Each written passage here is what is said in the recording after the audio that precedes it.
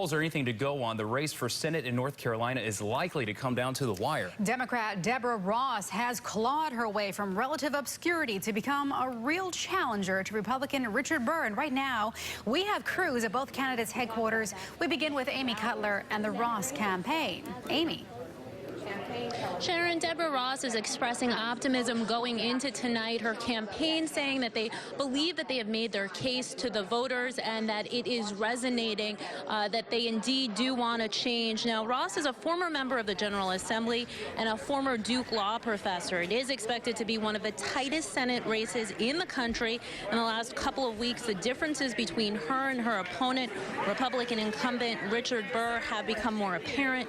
Ross is in favor of allowing the Affordable Care Act, state exchanges to provide abortion services.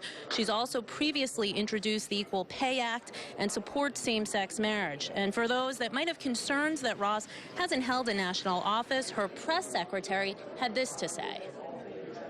They should listen to people that know Deborah. They should listen to the Charlotte Observer, who endorsed her, the News and Observer, the Greensboro News and Record.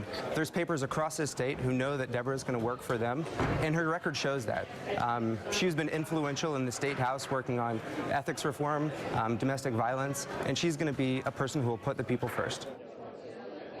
Now, the latest estimates show that more than $58 million in outside money has flowed into this race. I asked her campaign about that and what they believe it's meant to the race. The answer to those questions coming up live at 6 o'clock. Live in Raleigh, I'm Amy Cutler, CBS North Carolina. All right, thanks, Amy. Right now, we want to head over to David Hurst with the Burr campaign. David.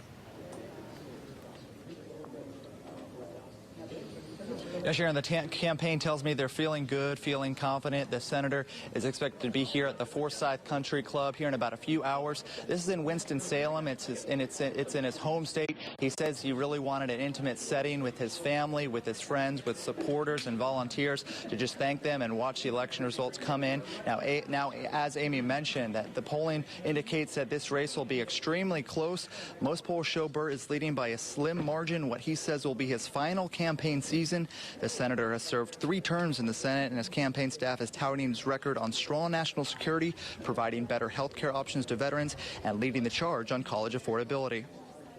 Those are very real results, and those stand in stark contrast to someone like Deborah Ross, who throughout her entire career with the ACLU took the unconscionable position of standing with convicted criminals as opposed to victims and their families.